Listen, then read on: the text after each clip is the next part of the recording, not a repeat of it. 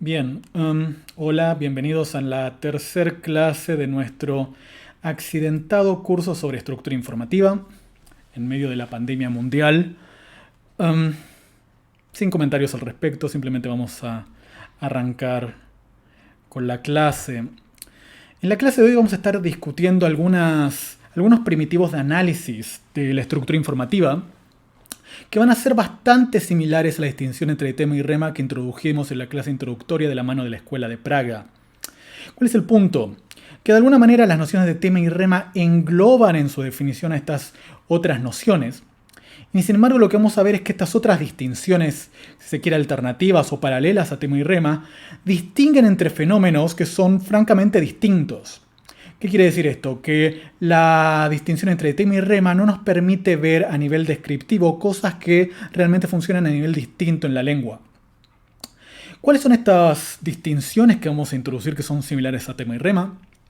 Vamos a estar hablando de foco y presuposición, que es una distinción que se introdujo ya hace bastante tiempo en la literatura de gramática generativa sobre semántica.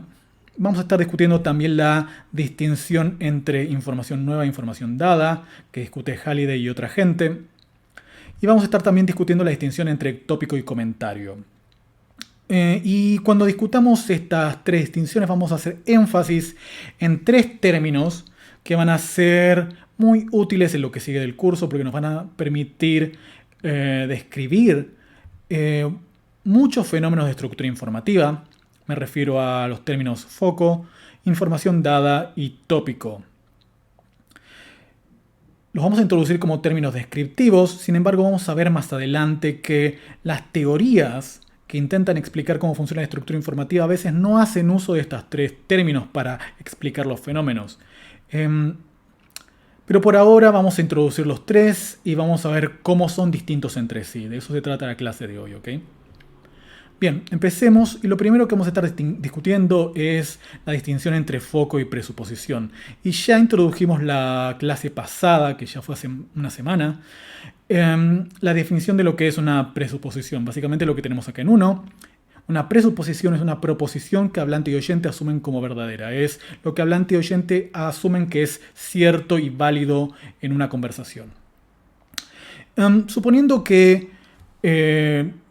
supongamos que una de las personas, un hablante, emite una oración. Supongamos que parte de esta oración es información que se encuentra presupuesta, que tanto hablante como oyente conocen. Vamos a llamar foco a esa porción de la oración que no está presupuesta. ¿Ok? Simplemente como comentario, algunos autores denominan a esta oposición entre foco y presuposición foco y background.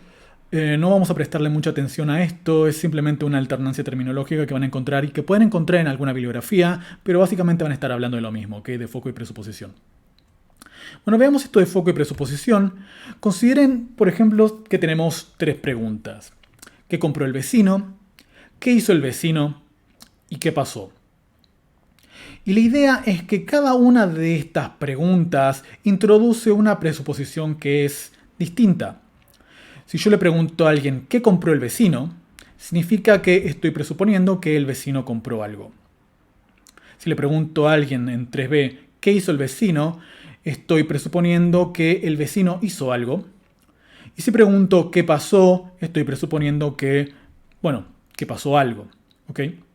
Como podrán ver, las oraciones de 4 básicamente tienen una porción que es presupuesta. Por ejemplo, en 4a estamos presuponiendo que el vecino compró efectivamente algo. Lo que no sabemos es exactamente qué compró el vecino. El contenido de ese objeto directo, en este caso, que está siendo referido por el pronombre indefinido algo, es desconocido para nosotros y por tanto no está presupuesto todavía. Lo mismo sucede en 4b. Cuando decimos el vecino hizo algo, sabemos que hay un sujeto, el vecino, que ejecutó una acción que no sabemos cuál es, sobre algún objeto que tampoco sabemos cuál es. ¿Okay? Esa parte de la oración estaría no presupuesta. Y lo mismo sucede en pasó algo. Sabemos que algo ocurrió, pero no sabemos a quién involucra, ni cuál sería, digamos, el verbo de ese evento, ni sabemos sobre qué entidad recae esa acción. Así que básicamente lo que está siendo referido por el pronombre indefinido algo en todos los ejemplos de 4 estaría de alguna manera indicando que eso es información no presupuesta. ¿Cuál es el punto de esto? Que si reemplazamos algo con un constituyente que realmente responde a las preguntas de 3, ese fragmento va a ser lo que va a funcionar como foco. Va a ser lo que no esté presupuesto. Por ejemplo, si alguien nos pregunta ¿qué compró el vecino? Y nosotros respondemos, el vecino compró un jacuzzi, el constituyente, el sintagma nominal un jacuzzi, va a ser aquello que funcione como foco. ¿Por qué? Porque la oración que compró el vecino, el hecho de que el vecino compró alguna cosa, está presupuesto. Lo que no está presupuesto es exactamente aquello que el vecino compró. Así que un jacuzzi en este caso sería el foco de la oración. Básicamente, el foco siempre va a corresponder con el pronombre interrogativo que encontramos en la pregunta que estamos respondiendo. ¿Okay? Vayamos a la siguiente pregunta. ¿Qué hizo el vecino? Sabemos que hay un evento que involucra al vecino como sujeto lógico, pero no sabemos exactamente qué hizo. En la respuesta de 6b tenemos al vecino como elemento presupuesto y estamos especificando cuál es esa acción que hizo el vecino, que en este caso es comprar un jacuzzi. En este caso todo el sintagma verbal comprar un jacuzzi o compré un jacuzzi en este caso funcionaría como foco porque no está presupuesto en la pregunta de 6a. Y del mismo modo cuando preguntamos qué pasó, bueno, no estamos presuponiendo nada con respecto a la respuesta. Si preguntamos qué pasó y alguien nos responde el vecino compró un jacuzzi, ninguno de los constituyentes que encontramos en la respuesta de 7b va a estar presupuesto a partir de la pregunta en 7a. ¿Okay? No está presupuesto ni la información de que estamos hablando del vecino, ni que estamos hablando de un evento de comprar, ni que estamos hablando de un jacuzzi. Todo eso es de alguna manera no presupuesto, por lo que todo va a funcionar como foco. En la oración de 7b todo funciona como foco porque nada de ese material está presupuesto en la pregunta de 7a. Bien. Hay una característica bastante característica de los focos y es que los focos reciben lo que se denomina el acento nuclear de la oración. ¿Qué es el acento nuclear? Sabemos que en una oración tenemos varias palabras léxicas y cada palabra léxica tiene un acento. O sea, las palabras van a ser graves, agudas, esdrújulas, etc. Y dentro de esa oración, lo que va a pasar siempre es que alguno de los acentos de las palabras léxicas, bueno, a veces también no léxicas que tengamos, va a recibir mayor énfasis o va a ser más bien interpretado, recibido con mayor énfasis que los demás acentos. O sea, va a haber un acento dentro de todos los acentos de la oración que se va a percibir como el más enfático, el más prominente, el más fuerte. A ese que se percibe como el más fuerte lo vamos a denominar acento nuclear. Veamos algunos ejemplos. Por ejemplo, si alguien dice con este tono, está por salir el sol, el acento nuclear está cayendo sobre la palabra sol. En general, el acento nuclear en español, cuando hablamos con un tono neutro, sin remarcar algún constituyente, sin tratar de cambiar la entonación de la oración, la entonación, digamos, natural de la oración, en español siempre va a recaer sobre la última sílaba acentuada de nuestra oración de izquierda a derecha. ¿Ok? Así que en este caso, en 9a, está por salir el sol. Estamos utilizando, si se quiere, el patrón prosódico por defecto, el patrón prosódico estándar del español, y estamos asignando el acento nuclear sobre la palabra sol. ¿Okay? Sería distinto si dijéramos algo así como está por salir el sol, en donde estamos asignando un énfasis a la palabra salir, pero como notarán eso no es la entonación prosódica básica del español. 9a, en un contexto neutro, digamos, se lee está por salir el sol. Y en esa oración estamos haciendo énfasis, aunque no se note mucho, porque ese es el patrón por defecto, sobre la palabra sol. Énfasis prosódico, ¿no? 9b. Eliana compró demasiado jugo. En esa oración también el acento nuclear está cayendo sobre el último acento de nuestra oración, que en este caso corresponde a la sílaba ju. Eliana compró demasiado jugo, que sería distinto de algo como, por ejemplo, Eliana compró demasiado jugo. ¿Ok? Y lo mismo sucede con 9c. No me gusta esa máquina. El acento nuclear está recayendo sobre la última sílaba acentuada en esta oración, que en este caso es la sílaba ma de la palabra máquina. No me gusta esa máquina es distinto de no me gusta esa máquina, no me gusta esa máquina, o muchas otras formas en las cuales podemos asignar el énfasis de la oración en otra palabra que no es la última en nuestra cadena sintagmática. ¿Ok? Entonces, por defecto, en español, el acento nuclear va a recaer siempre sobre el último acento. ¿Ok? Bien, entonces, ¿cuál es el punto? El punto es que el elemento que se interpreta como foco en una oración va a siempre recibir esto que denominamos el acento nuclear. ¿Ok? Entonces, si estamos diciendo que los focos siempre van a recibir el acento nuclear y que en español el acento nuclear tiende a recaer en la última palabra de la oración, esto significa que en español el constituyente que va a funcionar como foco va a ser típicamente el que aparezca al final de la oración. ¿Ok? Veamos cómo funciona esto. Supongamos que alguien pregunta qué compró el vecino. Y una buena respuesta para esto sería, como tenemos en 10b, el vecino compró un jacuzzi, en donde estamos pronunciando con acento nuclear, donde estamos asignando el acento con mayor énfasis sobre el sintagma nominal jacuzzi. ¿Okay? Esto es correcto porque estamos respetando el patrón prosódico del español, estamos acentuando la última palabra, las sílabas estamos asignando el acento nuclear a la última palabra en la cadena sintagmática y esta última palabra es también la que responde a la pregunta de 10a, es el constituyente que no está presupuesto. Pero supongan que alguien pregunta qué compró el vecino y alguien responde con este tono que voy a usar ahora. Compró un jacuzzi el vecino. Suena raro. O sea, si alguien pregunta qué compró el vecino, yo no puedo responder compró un jacuzzi el vecino. Notará entonces que hay una diferencia bastante fuerte con respecto a 1. ¿Cuál es el último constituyente que pongo en mi oración? Y 2. ¿Dónde asigno el acento nuclear? ¿Okay? Y todo esto está relacionado con qué se interpreta como foco en esa oración, en esa respuesta que estoy usando con respecto a la pregunta de 10a. Veamos un ejemplo que funciona de alguna manera como un espejo de esto. Supongamos que en vez de suponer que el vecino compró algo, estamos presuponiendo que alguien compró un jacuzzi. ¿Ok? En este caso, la pregunta correspondiente a esa presuposición es ¿quién compró un jacuzzi? Y cuando respondamos, vamos a tener que asignar el foco sobre aquella persona o entidad que compró el jacuzzi. Por tanto, vamos a esperar que este constituyente que responde a esta pregunta de quién sea el que se interprete como foco. Y esperaríamos también que aparezca al final de la oración y reciba el acento nuclear. Por eso es que la oración de 11b suena mal. Si alguien pregunta ¿quién compró un jacuzzi? Yo no puedo responder el vecino compró un jacuzzi. Lo que tengo que responder es algo así como compró un jacuzzi el vecino. O si voy a usar el orden de palabras que tengo en 11b, lo que tengo que hacer es asignarle el acento nuclear al sujeto, el vecino, y decir el vecino compró un jacuzzi. Y no el vecino compró un jacuzzi. ¿Se entiende la idea? Tengo que asignar el acento nuclear sobre la palabra que se interpreta como foco. Y lo que sucede en 11b, tal vez no lo pronuncié de la mejor manera la primera vez, es que el acento nuclear cae sobre la palabra jacuzzi. O sea, 11a, ¿quién compró un jacuzzi? Yo no puedo responder, el vecino compró un jacuzzi. ¿Se entiende? Espero que se vean los contrastes claramente.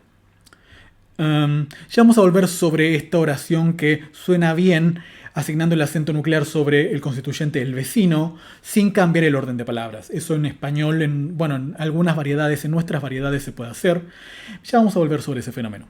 ¿Ok? Vamos a pasar a hablar de los distintos tipos de foco que podemos reconocer. Y básicamente lo que vamos a ver es que hay, si se quiere, dos variables que nos van a permitir identificar tipos de foco. Vamos a poder identificar focos con respecto al tamaño del constituyente que se interpreta como foco. Y según esa distinción vamos a distinguir entre foco estrecho y foco amplio. Pero también vamos a distinguir entre distintos tipos de foco dependiendo de cómo se interprete el foco. Y en este caso vamos a distinguir entre foco informativo y foco contrastivo. ¿Okay? Ahora vamos a definir de qué se trata cada una de estas cosas, pero noten que son dos distinciones que funcionan un poco en paralelo y que no se excluyen mutuamente. ¿Qué quiere decir esto? Que por ejemplo vamos a poder tener foco estrecho contrastivo o foco informativo amplio. ¿Okay? No es que un foco sea solamente estrecho o un foco sea solamente contrastivo. Estas son dos distinciones que van en paralelo y podemos tener superposiciones. ¿Okay? Vamos a empezar por definir lo que se conoce como foco estrecho, que es el caso en el que el elemento que no está presupuesto es un constituyente en particular de la oración, un sintagma o una palabra dentro de nuestra oración. Por ejemplo, el caso que tenemos en 14. Si alguien pregunta ¿quién compró un jacuzzi? Y respondemos compró un jacuzzi el vecino. El elemento que responde a la pregunta de 14a, el elemento que no está presupuesto en 14a, es el sintagma nominal el vecino. Por tanto, este sintagma nominal va a ser el foco de la oración y vamos a decir que es un foco estrecho. Lo mismo va a suceder con 15. Si alguien pregunta ¿qué hiciste con el jacuzzi? Y yo digo, vendí el jacuzzi, en donde el fragmento no presupuesto corresponde al verbo vender. En este caso vamos a tener también foco estrecho, porque el foco recae sobre una palabra o sobre un sintagma de mi oración, que es mucho más larga. Lo mismo sucede en 16. ¿De qué color compraste el auto? Si alguien responde lo compré azul, el foco va a ser el sintagma adjetival o adjetivo azul, porque va a ser el elemento que no está presupuesto en la pregunta. ¿Okay? Este también va a ser un caso de foco estrecho porque estamos asignando el foco sobre un subconstituyente, sobre una parte de lo que es mi oración. Y como ya habrán intuido, lo que es un foco amplio es el caso en que toda la oración es el foco. Es el caso en el que no tenemos información presupuesta con respecto al contenido de nuestra oración. Y esto va a pasar típicamente en ejemplos, en oraciones que son pronunciadas, digamos, fuera de contexto, o se dice en la terminología out of the blue. Es típicamente la oración con la que empezamos una conversación. Y cuando se proponen ejemplos, o el mejor ejemplo para esto, para decirlo de otra manera, es respuestas a preguntas del tipo ¿qué pasó?, ¿qué sucedió?, etcétera. O sea, si alguien pregunta qué pasó, yo no estoy presuponiendo nada con respecto a lo que sucedió. Simplemente estoy presuponiendo que sucedió algo, que es básicamente una presuposición bastante, vamos, vacua. 17. Si alguien pregunta qué pasó y alguien responde el vecino compró un jacuzzi, ninguno de estos constituyentes está presupuesto en la pregunta. Si yo pregunto qué pasó, no estoy suponiendo que voy a hablar, que me van a responder algo con respecto al vecino, ni estoy suponiendo que van a responder algo con respecto al verbo comprar, ni estoy presuponiendo que me van a responder algo con respecto a un jacuzzi. En la oración de 17b, el vecino compró un jacuzzi, todo es foco, nada está presupuesto, y esto es justamente lo que se denomina foco amplio. ¿Y por qué es relevante esta distinción? Porque vamos a ver que no todos los tipos de foco, los tipos que vamos a ver a continuación, se aplican del mismo modo al foco estrecho y al foco amplio. ¿Okay? De alguna manera, saber si tenemos foco estrecho o foco amplio nos va a permitir predecir qué otras propiedades de ese foco se pueden dar y qué otras propiedades no se pueden dar. ¿Okay? Pero no es exactamente lo que tenía que decir a continuación. Lo que tenía que decir a continuación es que foco estrecho y foco amplio difieren con respecto a la asignación del acento nuclear. Cuando tenemos foco amplio, todo es foco, y por tanto voy a usar mi entonación normal, mi entonación neutra, en la que le asigno el acento nuclear a la última palabra de la oración. Como todo es foco, yo simplemente le asigno el acento al último constituyente de toda esa oración que es focal. O sea, si alguien pregunta qué pasó, yo lo que respondo es el vecino compró un jacuzzi, con acento nuclear sobre la última palabra acentuada que es jacuzzi. Si alguien pregunta qué pasó, sería raro responder algo así como el vecino compró un jacuzzi. ¿Okay? Para lo cual necesitaríamos un contexto previo. O sea que hay una diferencia con respecto a cómo asignamos el acento nuclear. Cuando tenemos foco amplio, el acento nuclear siempre recae sobre la última palabra acentuada. Siempre le asignamos el acento, digamos, el tono, la prosodia neutra del español. Y el otro punto es lo que dije primero, que dependiendo si tenemos foco estrecho o foco amplio, vamos a poder predecir otras propiedades de ese elemento focal. Veamos cuáles son estas otras propiedades que podemos predecir. Habíamos dicho que la otra distinción estaba dada con respecto al significado del foco, que podíamos tener foco informativo y foco contrastivo. Foco informativo, la definición es básicamente lo que tenemos en 18. Es aquel tipo de foco que se limita a introducir información no presupuesta y es aquel tipo de foco que se corresponde con el pronombre interrogativo en la pregunta que tenemos como contexto en todos nuestros ejemplos. Por ejemplo, si alguien pregunta qué compró el vecino y alguien responde el vecino compró un auto importado, el constituyente que no está presupuesto es un auto importado y este constituyente se interpreta como foco informativo. ¿Ok? Si alguien pregunta como en 20A, ¿cuándo va a estar listo mi pedido?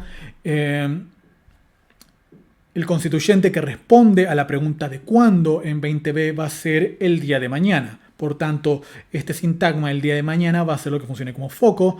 Y ya que definimos foco informativo como simplemente como el elemento no presupuesto, esto va a ser un foco informativo.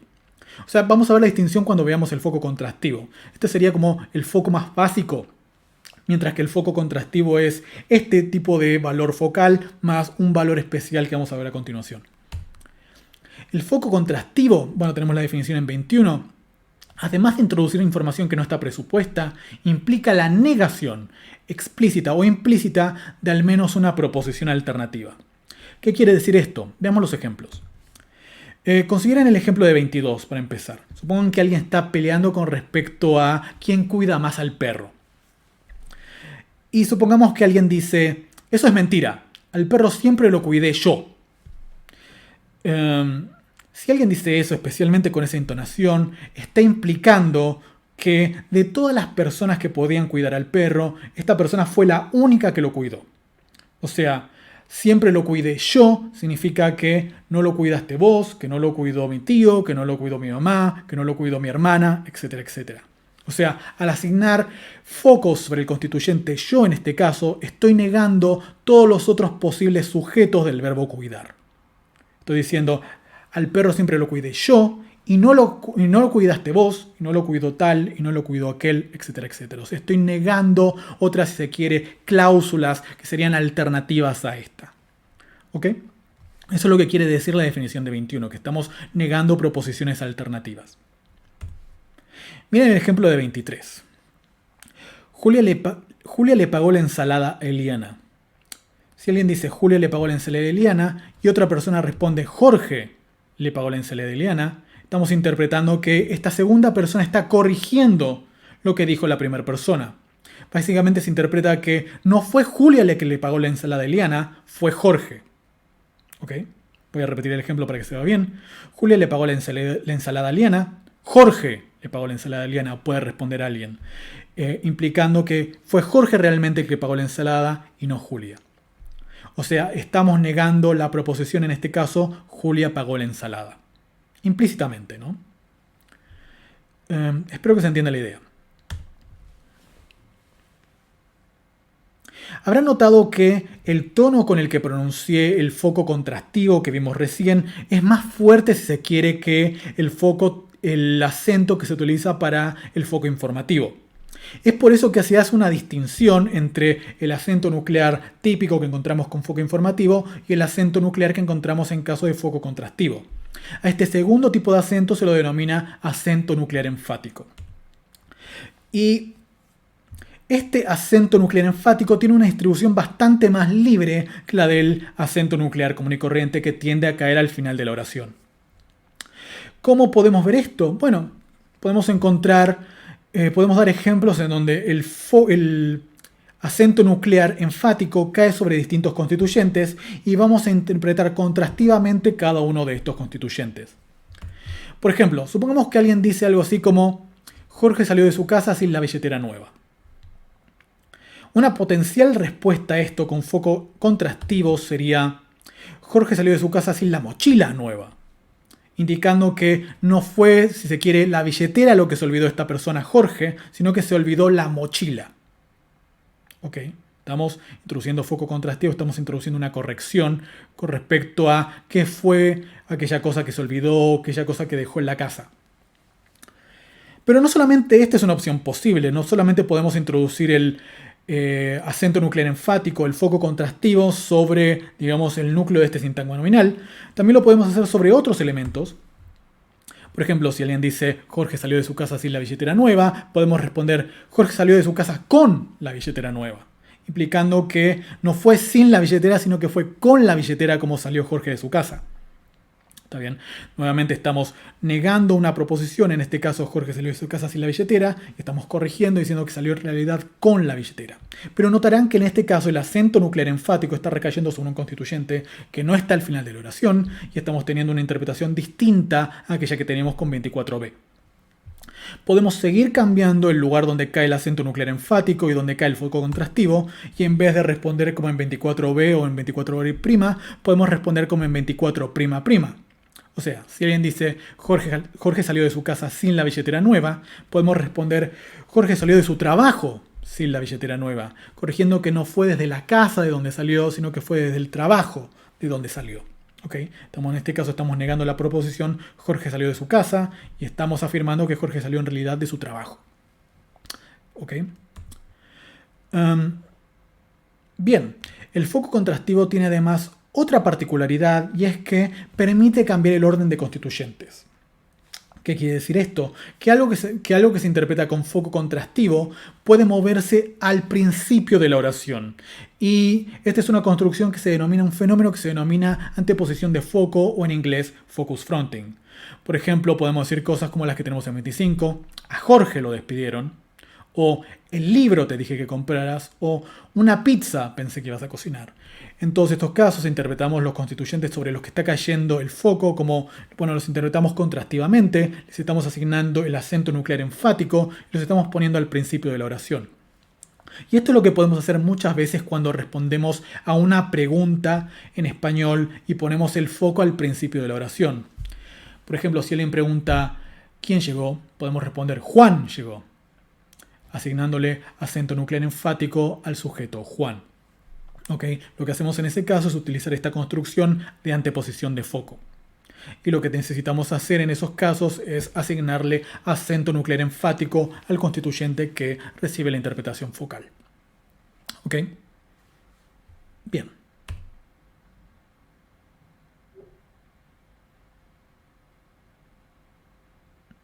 Ahora bien, observa Krivka en el artículo que tienen como bibliografía que las alternativas que nosotros introducimos cuando utilizamos foco contrastivo no necesariamente tienen que referir al significado de la proposición, sino que pueden referir a su forma.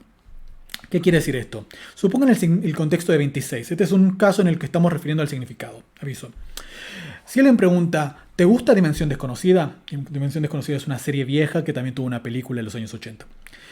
Si alguien pregunta, ¿te gusta Dimensión Desconocida?, alguien puede responder, me gusta la película, dando a entender que le gusta la película, pero que no le gusta la serie de Dimensión Desconocida. En ese caso lo que tenemos es una serie de alternativas, en realidad una alternativa, que es no me gusta la serie, dada por el significado alternativo de película y serie. Son cosas que se pueden ver, son cosas relacionadas con Dimensión Desconocida, son cosas que están en una alternancia paradigmática en este caso, dado su significado. Pero en otros casos vamos a tener una alternancia paradigmática entre elementos que no están relacionados por su significado, sino más bien por su forma. Por ejemplo, supongan el contexto de 27 que alguna vez les habrá pasado. Supongan que ustedes dicen algo así como eres desconfiado, utilizando el dialecto local, y alguien muy correcto, alguien muy normativo les responde eres desconfiado, dando a entender que esa es la verdadera manera de hablar o esa es la manera correcta de hablar, etcétera, etcétera. En este caso, noten que no estamos contrastando significados, porque eris y eres significan exactamente lo mismo, segunda persona del verbo ser. Sin embargo, lo que estamos contrastando es la forma y, si se quiere, algunos valores sociolingüísticos asociados a esas formas. ¿Ok? También podemos ver el ejemplo que es incluso más claro que tenemos en 28. Supongamos que alguien dice algo así como ellos viven en Berlín, acentuando mal la palabra Berlín. En este caso alguien puede corregirnos y decir ellos viven en Berlín, en donde lo que estamos corrigiendo es simplemente donde cae el acento sobre la palabra Berlín. No estamos corrigiendo nada con respecto al significado de esa palabra. ¿Okay? Y en este caso también tenemos un caso de foco contrastivo, porque estamos diciendo que hay dos opciones y estamos cancelando una, que en este caso sería Berlín. ¿Okay? Espero que se entienda la idea. Bien, a modo de resumen, lo que tenemos básicamente son dos distinciones, dos distinciones diferentes para los tipos de foco y en cada una tenemos dos tipos de foco. Tenemos focos que pueden ser amplios o estrechos o focos que pueden ser informativos o contrastivos. Y tenemos acá ejemplos para los casos en los que se superponen estas nociones. Por ejemplo, podemos tener un foco amplio que también es informativo, como en el caso de 29. Si alguien pregunta ¿qué pasó? Y nosotros respondemos el vecino compró un jacuzzi. Esto es tanto foco amplio porque el foco cae sobre toda la oración, el vecino compró un jacuzzi. Y también es foco informativo porque estamos introduciendo información no presupuesta. Al mismo tiempo podemos tener, como en 30, foco informativo que es también foco estrecho. Si alguien pregunta ¿qué compró el vecino? Nosotros podemos responder el vecino compró un auto importado, en donde un auto importado es el elemento no presupuesto, es donde recae el foco, y como es solamente una porción de la oración, es solamente un sintagma de la oración y no toda la oración, es foco estrecho también. En 31 tenemos el caso donde tenemos foco estrecho con información contrastiva. Por ejemplo, si alguien pregunta, ¿te gusta Dimensión Desconocida? Y nosotros respondemos, me gusta la película. Y que esto implique que no me guste la serie. Lo que estamos haciendo es decir, declarando que nos gusta la película e implicando que la alternativa, que es que nos guste la serie, es falsa. ¿Ok? Lo que no tenemos en ningún caso es foco amplio contrastivo. Y vamos a volver sobre este tema cuando veamos un poco más las teorías del foco. Vamos a dar una explicación a por qué no existen focos amplios contrastivos. ¿Okay? No existen casos en los cuales tengamos toda la oración que se interprete contrastivamente. Pero vamos a volver sobre esto más adelante cuando veamos teoría. Okay, estos son solamente términos descriptivos. Foco es un término de descripción de aspectos de la estructura informativa. Bien, vamos a empezar a hablar de otro de los pares que introdujimos al principio, que es el par tópico-comentario. Y lo que vamos a hacer es simplemente definirlos. No es muy complicada la distinción entre tópico y comentario. Cuando tenemos una oración, el tópico va a ser aquello de lo que trate la oración. Y el comentario va a ser aquello que se dice sobre ese elemento que funciona como tópico. O sea, el elemento sobre el que hablamos y lo que se dice sobre este elemento sobre el cual estamos predicando. ¿Ok? Por lo general los tópicos aparecen a la izquierda de la oración, aunque esto es una generalización y no parte de la definición de lo que es un tópico. Vamos a ver más adelante que hay casos de tópicos que aparecen a la derecha y esto es totalmente normal. 34a. Cosmo rompió la ventana. En este caso, podemos decir que estamos hablando sobre Cosmo, y lo que estamos diciendo sobre Cosmo es que rompió la ventana. Por tanto, el constituyente Cosmo va a funcionar como tópico, el constituyente rompió la ventana va a funcionar como comentario. Básicamente con el mismo significado lógico, podemos usar 34b. La ventana la rompió Cosmo, en donde en este caso de lo que estamos hablando es sobre la ventana y lo que estamos diciendo es que la rompió Cosmo. La ventana funciona como tópico, el comentario es que fue rota por Cosmo, que la rompió Cosmo. Ahora vamos a ver un poco más cómo distinguir entre el tópico y el comentario. Vamos a dar una buena prueba para distinguir entre tópico y comentario de manera bastante intuitiva. ¿Ok? En varias lenguas vamos a observar que existen procesos sintácticos que nos permiten topicalizar un constituyente, marcarlo como tópico. En inglés, por ejemplo, lo que vamos a hacer es mover un constituyente a la izquierda de la oración y eso va a ser lo que en inglés se denomina topicalización. Por ejemplo, en una oración como 35a, George gave a sweater to Elaine. Ese es el orden básico, el orden canónico del inglés, el orden donde tenemos el sujeto delante. En este caso, George, el sujeto, va a funcionar como tópico y lo que estamos predicando con respecto a George es que le dio un suéter a Eliana. Supongan que queremos hacer de otro constituyente de esta oración el tópico. Queremos hacer de Eliana, de Elaine, el tópico.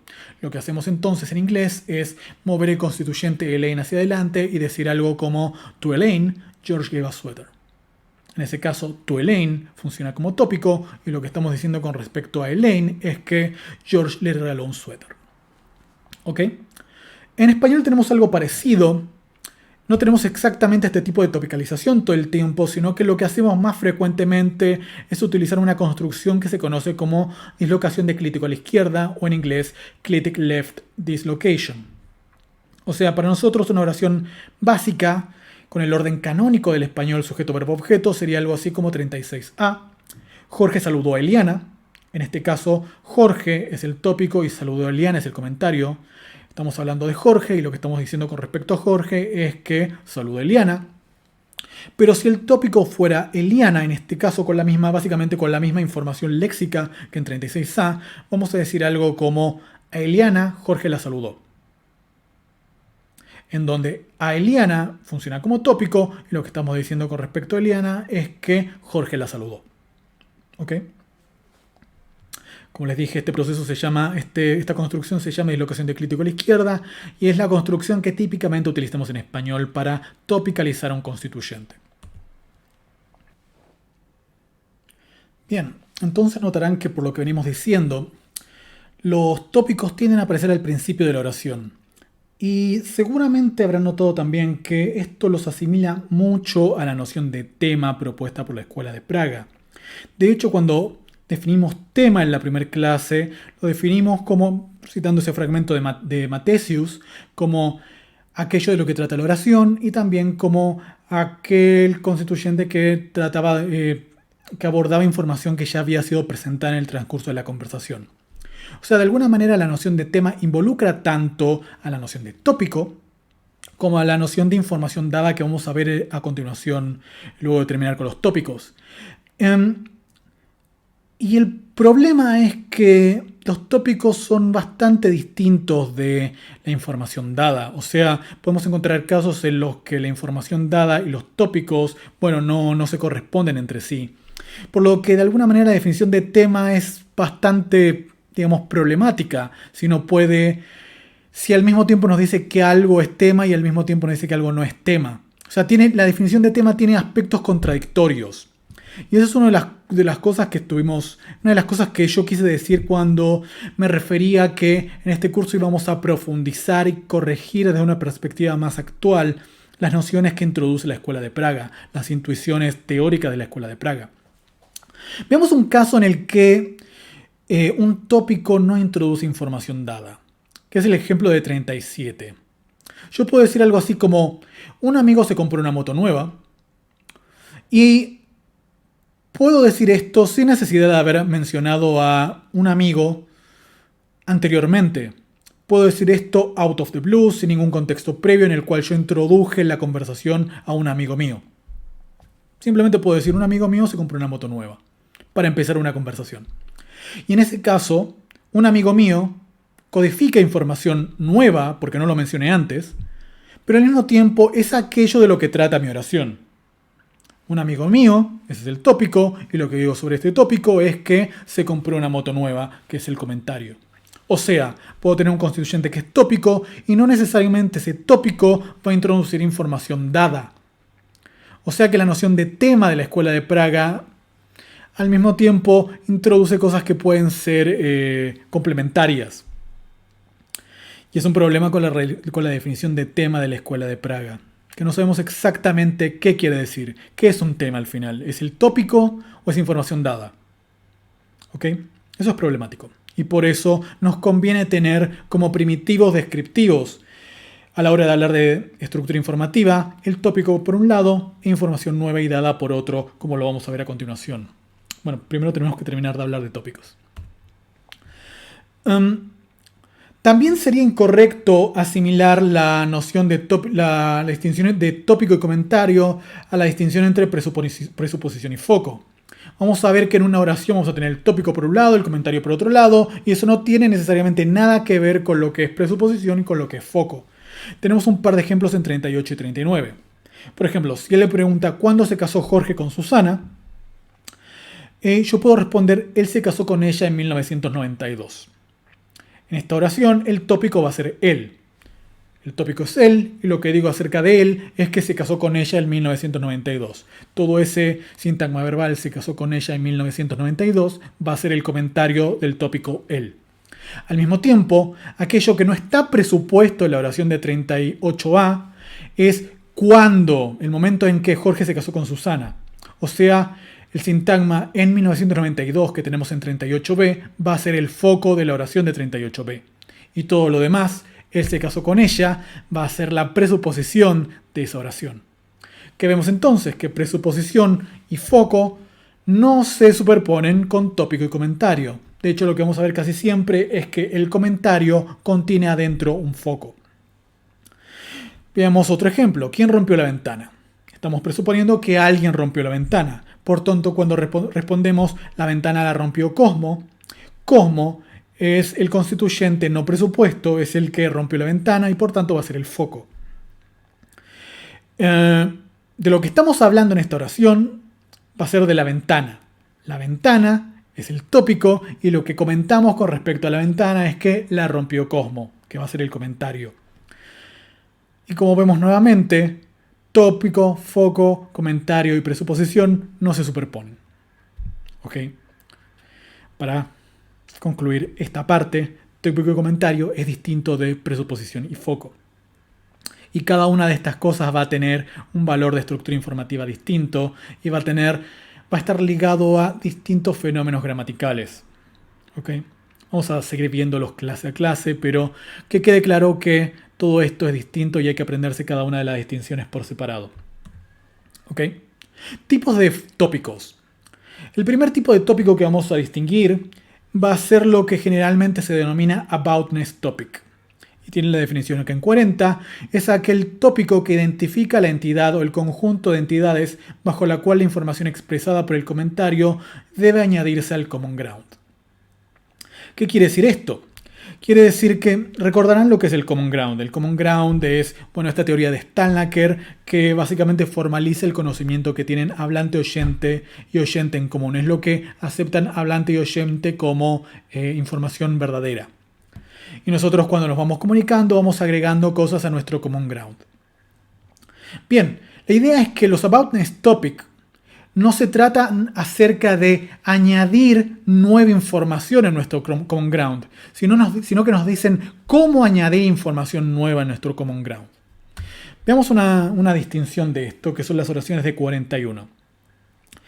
Básicamente, a nivel de los valores de verdad de estas oraciones, son bastante equivalentes. O sea, si Jorge se casa con Susana, como en 41a, también podríamos aceptar que Susana se casó con Jorge. Son básicamente sinónimas desde cierto punto de vista. Y sin embargo, a nivel del tópico del comentario, estas oraciones son distintas. En 41a, Jorge es el tópico y el comentario es se casó con Susana. En 41b, Susana es el tópico y se casó con Jorge es el comentario. En ambos casos tenemos aboutness topic y lo que hace el aboutness topic es decirnos con respecto a que nosotros tenemos que añadir información en nuestro common ground.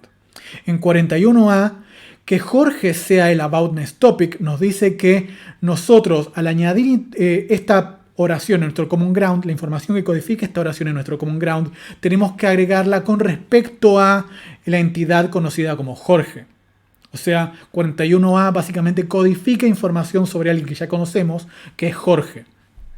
En 41b, donde el aboutness topic es Susana, estamos codificando información acerca de Susana. Por lo tanto, al agregar información en nuestro conocimiento, en nuestro common ground, la tenemos que agregar con respecto a Susana. O sea, lo que estamos diciendo es que el aboutness topic no afecta aspectos de lo que habíamos llamado en la clase pasada el common ground content. No afecta aspectos de la información que estamos añadiendo, sino que afecta aspectos de cómo añadimos información en nuestro common ground. Para repetir, en 41a le agregamos sobre Jorge, en 41b le agregamos sobre Susana. Por tanto, los aboutness topics lo que hacen es darnos instrucciones acerca de cómo codificar nueva información en nuestro common ground. ¿Ok? Eso es lo que hacen los aboutness topic. Hay una prueba bastante simple, simple es la palabra, para distinguir cuál es un aboutness topic en una oración. Y es una prueba que se denomina muy informalmente Tell me about X. Básicamente la idea es, si queremos distinguir que algo en una oración es el aboutness topic, yo debería poder usar esta oración como respuesta a una pregunta, un comentario del tipo, bueno, contame acerca de esto. Por ejemplo, en 42, si alguien me dice, cuéntame de tu amigo Cosmo, y yo digo, bueno, Cosmo trabaja en un canal de televisión. Ya que Cosmo trabaja en un canal de televisión, es una buena respuesta para cuéntame de tu amigo Cosmo, puedo considerar que Cosmo es el aboutness topic. O sea, básicamente lo que estoy haciendo es, en 42A les digo algo así como, dame información acerca de Cosmo, dame o por ponerlo en otros términos, construí una oración con Cosmo como el aboutness topic. Y lo que hago en 42B es responder, seguir esta instrucción y responder con Cosmo como un aboutness topic. ¿Ok? Esto me permite distinguir estos casos en los que Cosmo efectivamente funciona como un aboutness topic de casos en los cuales Cosmo no funciona como un aboutness topic. Por ejemplo, en 43A, si alguien me dice, cuéntame de tu amigo Cosmo, yo no puedo responder esta oración diciendo, bueno, en un canal de televisión trabaja Cosmo. O sea, si alguien me dice, cuéntame de tu amigo Cosmo, yo no puedo responder, bueno, en un canal de televisión trabaja Cosmo. Suena raro. ¿Por qué? Porque en la posición en la que aparece Cosmo y con la entonación que le estoy dando, Cosmo no es el tópico de esta oración. ¿Ok? O sea, el contexto de cuéntame de tu amigo Cosmo me permite distinguir cuándo algo funciona como tópico, como aboutness topic, y cuándo no. ¿Ok? Es una prueba muy simple y sin embargo funciona bastante bien. Vamos a distinguir los aboutness topics de otros tipos de tópicos, en particular de los tópicos contrastivos, que tienen varios tipos de usos que vamos a hablar de algunos de ellos. Un tópico contrastivo es básicamente lo que tenemos en 44, y su uso implica una estructura discursiva compleja. Existe un conjunto alternativo de tópicos con sus correspondientes comentarios. ¿Qué quiere decir esto? Bien, veámoslo con un ejemplo. Consideren el siguiente ejemplo, 45. Supongan que alguien dice estar en un bar o algo así y hay una pelea. No sé por qué necesito un buen contexto para esto, pero necesitamos un buen contexto. Hay una pelea o algo así y hay una discusión con los dueños y alguien dice, nos quieren echar. Y alguien que es neutral a la conversación dice, ¿a quién quieren echar? Y alguien dice, bueno, ella me quiere echar a mí. Dicho con ese tono y en este contexto, habiendo dicho previamente nos quieren echar y ahora puntualizando que hay un ella que me quiere echar a mí, estoy dando a entender que hay otras personas que quieren echar a otras personas, independientemente de ella y de mí. O sea, además de que ella me quiere echar a mí, hay otra persona que quiere echar a mi amigo, hay otra persona más que quiere echar a mi amiga, etcétera, etcétera. ¿Ok? A esto es a lo que nos referimos en la definición con una estructura discursiva compleja. No solamente estoy diciendo que ella me quiere echar a mí, sino que estoy implicando de alguna manera que hay otros echadores y otros echados. Hay otras relaciones de correspondencia entre alguien que quiere echar a alguien. Esa es la idea de los tópicos contrastivos. ¿Ok? Vamos a ver más ejemplos. Los tópicos contrastivos sirven para señalar tópicos parciales en respuestas de lista de pares. La respuesta de lista de pares es algo que sucede típicamente cuando tenemos preguntas múltiples como la de 46A. Una pregunta múltiple es una pregunta en la que tenemos más de un pronombre interrogativo, por ejemplo. 46A, ¿quién compró qué? No solamente estamos preguntando quién compró, sino que estamos preguntando también qué fue comprado. Eso es una pregunta múltiple. Y cuando preguntamos quién compró qué, típicamente esperamos una respuesta que es una lista de sujetos y de objetos que participan de este evento de comprar. O sea, ¿quién compró qué? Una potencial respuesta es Jorge compró las papas fritas, y Cosmo compró el agua, y María compró otra cosa, y Pedro compró otra. Y así tenemos lo que se denomina una lista de pares. Alguien que compró una cosa, otra persona compró otra persona compró otra, etcétera, etcétera. ¿Cuál es el punto? Que cada una de estas oraciones que conforman mi respuesta de lista de pares va a estar formada por un tópico y por un comentario. En esta respuesta en particular, Jorge compró las papas fritas. O sea, con respecto a Jorge, hablando de este sujeto Jorge, el comentario es que compró las papas fritas. Luego, en la siguiente oración, hablando de esta persona Cosmo compró el agua. Tópico, comentario, tópico, comentario, tópico, comentario en cada una de las oraciones que componen la respuesta. Y cada uno de estos tópicos es un tópico contrastivo, porque, como definimos antes, los tópicos contrastivos involucran una estrategia compleja, una estrategia discursiva compleja, implican que, además de responder una cosa, por ejemplo, en ella quiere echar a mí, hay otros echadores y otros echados, hay otros pares de correspondencias. En este caso también tengo varios pares de correspondencias. En la primera oración tengo la correspondencia entre Jorge y las papas fritas, en la segunda oración tengo la correspondencia entre Cosmo y el agua, y podría haber otros. ¿Ok? De alguna manera, la estructura que tenemos en 46b es similar a la respuesta que tenemos en 45a al final. ¿Ok? Tenemos una lista de correspondencias entre un tópico y comentarios. ¿Ok? Y cada uno de esos tópicos es un tópico contrastivo porque justamente de alguna manera insinúa que hay otros pares de tópico y comentario. En este caso, en 46, no lo estamos insinuando, sino que literalmente lo estamos diciendo. No solamente vamos a encontrar este tipo de respuestas cuando tenemos preguntas múltiples, sino también cuando tenemos casos de preguntas sobre plurales. ¿Dónde viven tus hermanos? Y mi respuesta puede ser en este caso, mi hermano vive en Barcelona, mi hermana vive en Acapulco, mi hermano menor vive en otro lugar, etcétera, etcétera. Formamos pares de tópicos contrastivos, comentarios. Cada oración tiene su propio tópico y cada oración tiene su propio comentario.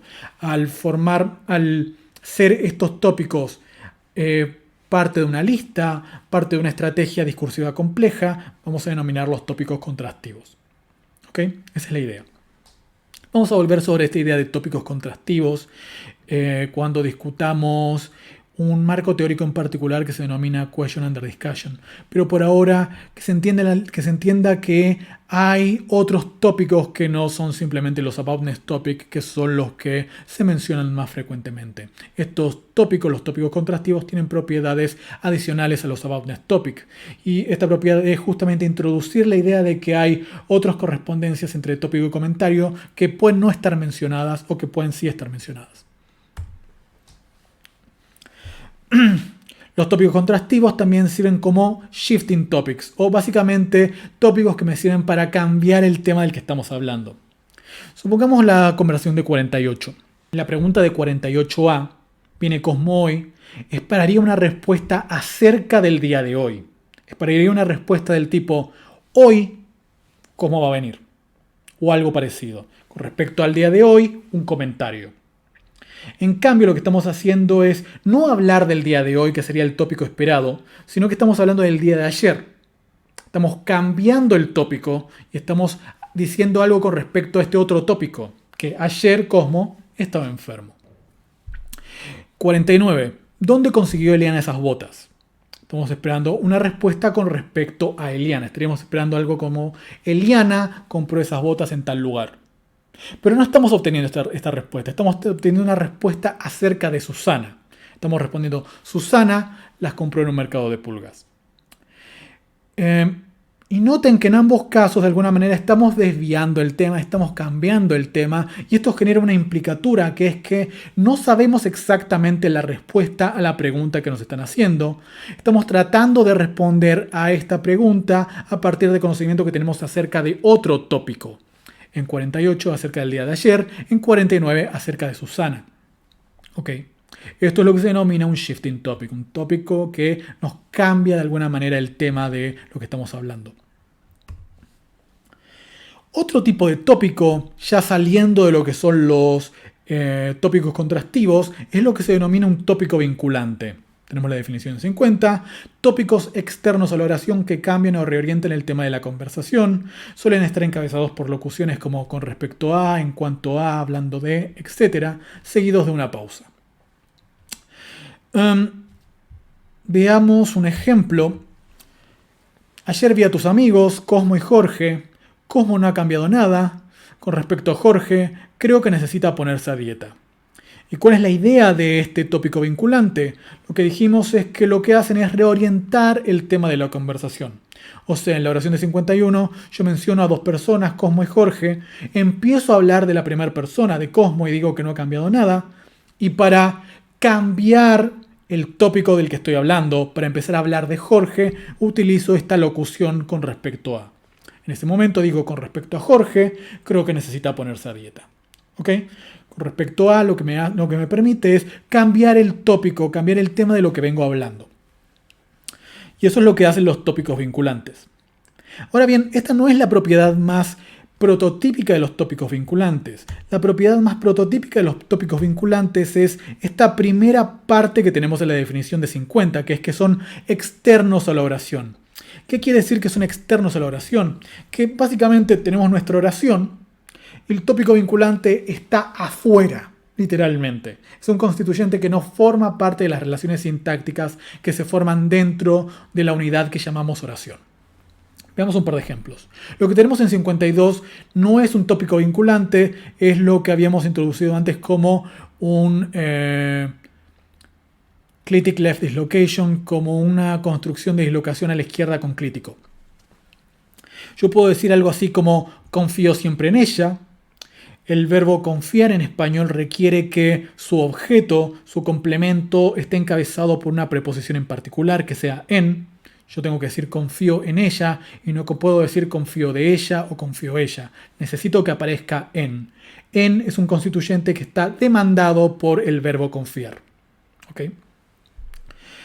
Yo digo confío siempre en ella. Lo que puedo hacer a partir de la oración de 52a, confío siempre en ella, es topicalizar el sintagma preposicional en ella.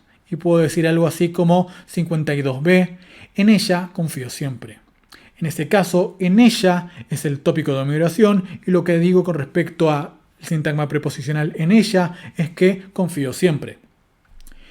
Acá me faltó el asterisco para marcar 52c, pero yo no puedo decir algo así como ella confío siempre. En ella confío siempre lo que me está faltando crucialmente es la preposición en, que es demandada por el verbo confiar. Del mismo modo en que yo no puedo decir confío ella, yo no puedo decir ella confío. Yo necesito decir confío en ella o en ella confío. Siempre necesito que aparezca la preposición en estos casos. Y esto es porque la preposición en es requerida como el elemento que se combina con el verbo confiar. Esto sucede cuando estamos hablando de constituyentes que forman parte de la sintaxis oracional. Son constituyentes que están dentro de la oración y por tanto están sujetos a las reglas que imponen, por ejemplo, el verbo. Pero ¿qué sucede con los tópicos vinculantes? Con los tópicos vinculantes, si utilizo el verbo confiar, no necesito introducir en mi tópico vinculante con la preposición en. Por ejemplo, puedo decir algo así como 53. Con respecto a Eliana, confío siempre en ella. Y noten que Eliana, la primera mención de Eliana, no tiene por ninguna parte la preposición en. Yo digo con respecto a Eliana. O sea, utilizo esta locución con respecto a y luego menciono a Eliana. No hace falta mencionar en este caso. De hecho, si menciono en, como en 54, lo que obtengo es una oración inaceptable. No puedo decir con respecto en Eliana. ¿Ok? Lo que muestra el par de 53 y 54 es que este elemento, el tópico vinculante con respecto a Eliana, no está sujeto a las reglas oracionales que se aplican a elementos que están dentro de la oración.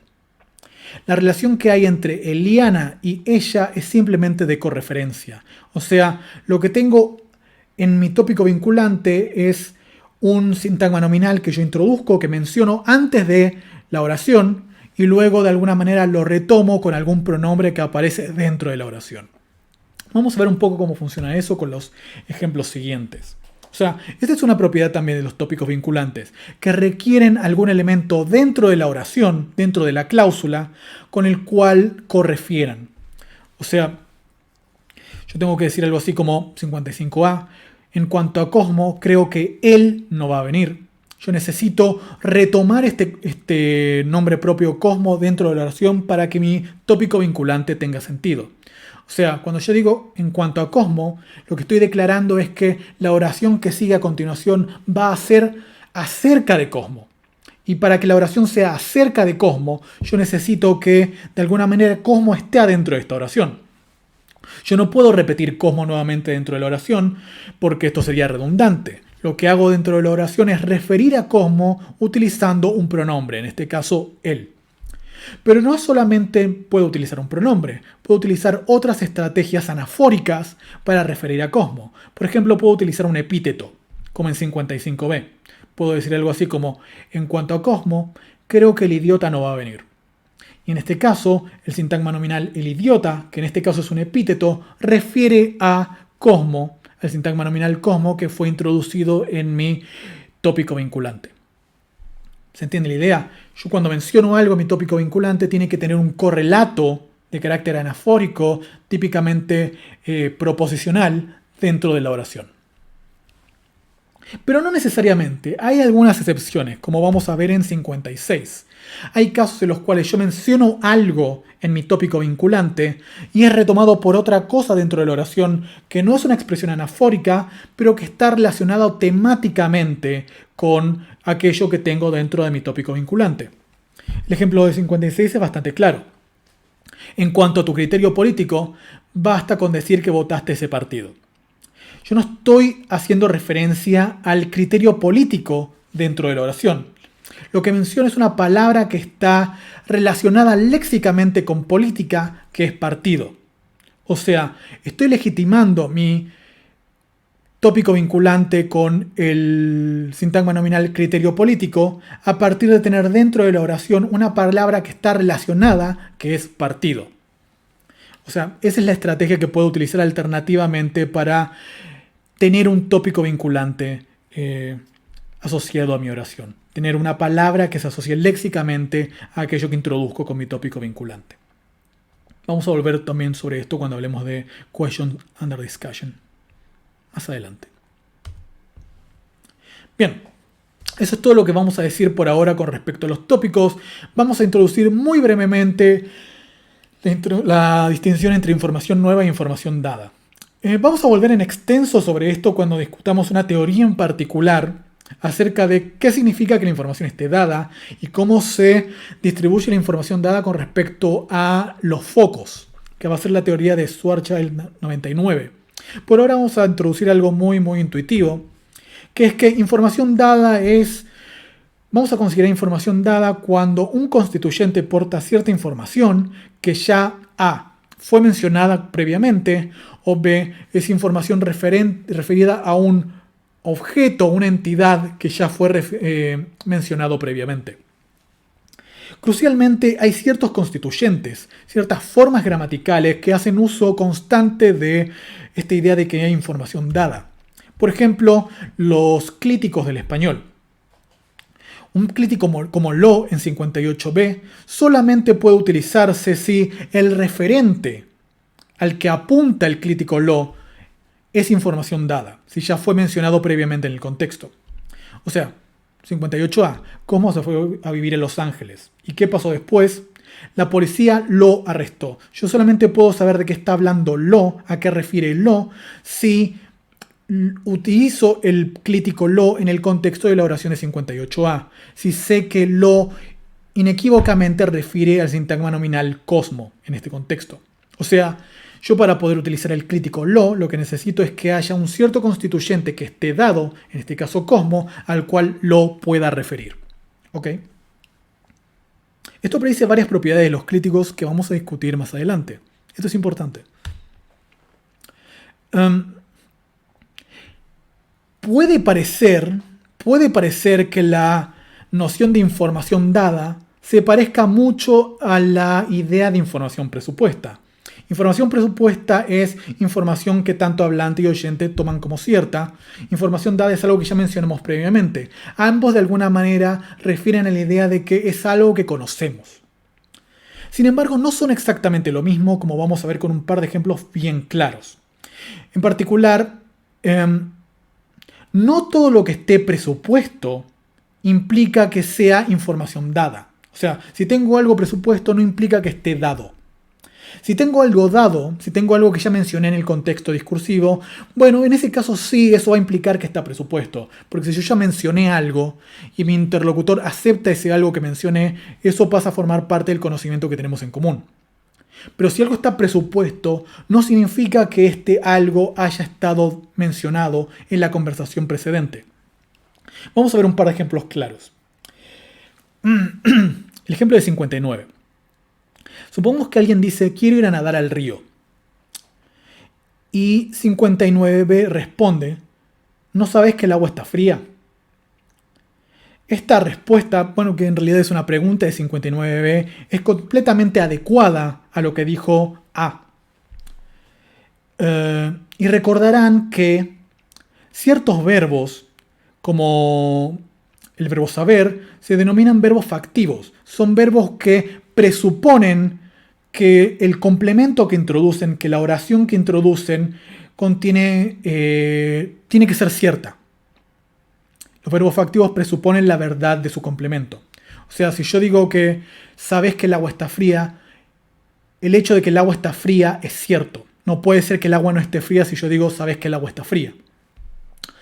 Por tanto, todo el constituyente que el agua está fría está presupuesto, porque es una oración que está introducida por un verbo factivo. Vuelvan sobre este tema para ver más ejemplos en la clase pasada, en las diapositivas de la clase pasada. Pero básicamente, en 58b, todo el constituyente que el agua está fría está presupuesto, que es lo que tenemos marcado acá con la flechita que dice presuposición. Que no es exactamente lo mismo que la información nueva que estamos introduciendo, que es que el agua está fría. Que el agua está fría no fue mencionado antes en el contexto de esta conversación, y por tanto fría es una palabra que introduce información nueva. Y por eso justamente la oración de 59b es adecuada a este contexto. Veamos en contraste lo que sucede en 60. En 60 A dice, a pesar de que el agua está fría, quiero ir a nadar al río. En este contexto, como respuesta a 60a, alguien no puede preguntar, ¿no sabes que el agua está fría? O sea, si alguien dice, a pesar que el agua está fría, quiero ir a nadar al río, no puedo responder, ¿no sabes que el agua está fría? Es raro repetir como pregunta a la afirmación de 60a que el agua está fría. ¿No sabes que el agua está fría cuando la persona ya dijo que el agua estaba fría? Noten, sin embargo, que la presuposición de esta pregunta de 60b es exactamente la misma que la presuposición de 59b. Tenemos el verbo factivo saber, que introduce una cláusula, que el agua está fría, que tiene que ser sí o sí cierta. Tiene que ser sí o sí información verdadera. Pero en este caso la diferencia es que nosotros ya mencionamos que el agua está fría. Lo mencionamos en 60a. Por tanto, la información que estamos introduciendo en nuestra pregunta ya está dada. Y como no puedo preguntar por información dada, no puedo preguntarle a alguien si sabe algo que ya dijo. Es raro preguntar eso. La oración de 60, la pregunta de 60b es rara, es inadecuada para este contexto. Pero noten que la presuposición se mantiene constante. Lo único que cambia es la diferencia entre que el agua está fría o el agua no esté fría. El hecho de que el agua esté fría hace información nueva o no. O sea, ¿cuál es la conclusión? Que no es lo mismo que la información esté presupuesta a que la información esté dada en el contexto discursivo previo.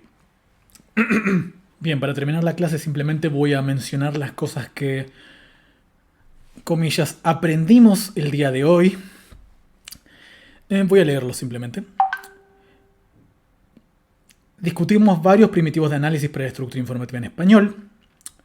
Introdujimos la noción de foco y su relación con el acento nuclear de la oración. Exploramos el funcionamiento de distintos tipos de foco en español. Introdujimos el concepto de tópico y vimos varias realizaciones de la categoría en español. Y por último, vimos brevemente la noción de información dada y mostramos que debe distinguirse de la noción de presuposición. En fin, les voy a enviar unas preguntas para que respondan con respecto a los contenidos de esta clase y los vamos a discutir próximamente. Hasta la próxima.